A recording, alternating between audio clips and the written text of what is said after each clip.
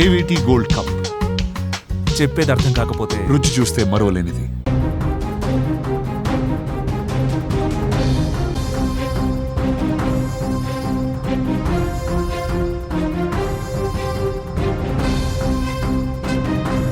టాలీవుడ్ ప్రముఖ హాస్య దిగ్గజం బ్రహ్మానందం అన్నయ్య శ్రీవదన్ ఎమోషనల్గా మాట్లాడారు. తన తమ్ముడితో ఉన్న అనుబంధం గురించి వివరిస్తూ భావోద్వేగానికి లోనయ్యారు. ఇదే వీడియో ఇప్పుడు సోషల్ మీడియాలో వైరల్ అవుతుంది.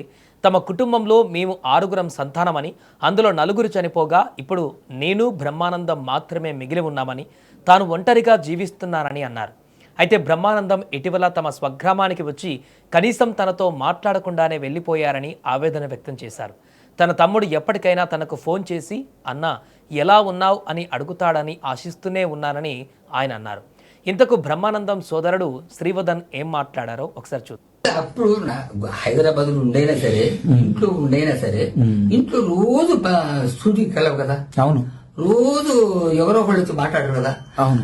దొడ్లో పోయినప్పుడైనా సరే, కనీసం దొడ్లో పోయినప్పుడు స్నానం చేసేప్పుడు ఫోన్ తీసుకొని అన్నయ్య ఎట్లా అరే అన్నయ్య శ్రీనివాస అన్నయ్య ఎట్టున్నావురా ఎట్టున్నావునయ్య ఏంది ఏం చేస్తున్నావు బ్రహ్మంగారు బాగా డబ్బులు వస్తున్నాయా మరి నీకు తిట్టడానికి అన్ని ఏమైనా ఉన్నాయా సింపుల్ అంతే అంతే సార్ అనుకుంటాము. అంతేగాని ఎప్పుడైనా పలకరిస్తానికి అంటే ఒక్కటి అందరం పోయాం, ఎవరు లేరు. మా అన్నయ్య వాళ్ళు, మా చిన్నయ్య, మా పెద్దన్నయ్య, మా అక్కయ్య. సార్ ఇప్పుడు మీ తోడబుట్టిన వాళ్ళల్లో ఉంది మీరు, బ్రహ్మానందం గారు, అంతే అంతే. ఇంకా మీ తోడబుట్టిన ఆడపిల్లలు కూడా ఎవరు లేరు.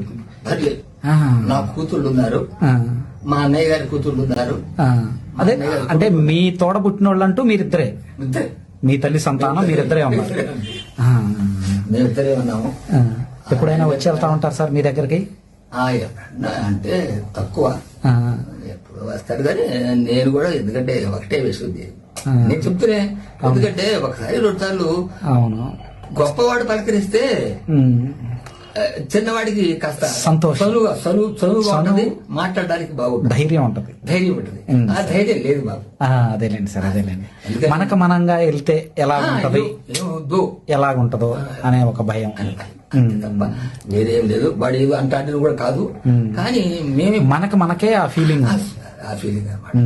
అంతే తప్ప అంటే పరిగెత్తారు. నువ్వు వచ్చి అన్నావు అనుకోండి, మీరు వచ్చారనుకోండి, మరి ఎంత ప్రేమగా ఉంటేనే కదా మరి. అవును. ఏదైనా లేదు. ఇప్పుడు నేను మాత్రం ఒక్కడనే ఉన్నాను. ఇప్పుడు కాకపోతే బాధ ఏంటంటే, బాధ ఏమి లేదు. ఏమన్నా ఎట్లా ఉన్నావురా అనా, ఆ ఒక్క మాట, ఆ ఒక్క మాటే సార్. ఏమనుకోండి, ఇది చూపించమాలండి నాకు. ఎందుకంటే ఎట్లా ఉన్నామన్నాయా, ఏంది ఏం చేస్తున్నావు అవును అంటే ఎంతో, అసలు డబ్బు ఎక్కర్లేదు. డబ్బులు ఎక్కర్లేదండి. వచ్చాడంట, నాకు తెలియదు నిన్ననో ఇవాడు. ఇప్పుడు నాకు బాగా వేసింది. నేనేం నడవలేను, పెట్టలేను. అవునండి సార్, అవును. నడవగలుగుతాను కూడా చిన్నగా. ఎక్కడుంటాడు ఏమిటో, అది ఎట్లా పోవాలో ఏమిటి, అంతమంది జనాల్లో ఎత్తుక్కొని వెళ్ళాలి. వాడు రావడానికి వీలు పడదు, నా ఇళ్ళని వాడు పడతారు. సమస్య. అవును అవును. ఆయన ఇక్కడ దిగాడంటే అసలు ఈ రోడ్డు పట్టదు. లేదు వచ్చాడు బాగా, నువ్వు వచ్చి నువ్వు ఇది కూడా కాదు, హైదరాబాద్ యువతను తీసుకొని రానా అని ఒకసారి చూడాలని ఉంది అని అంటే.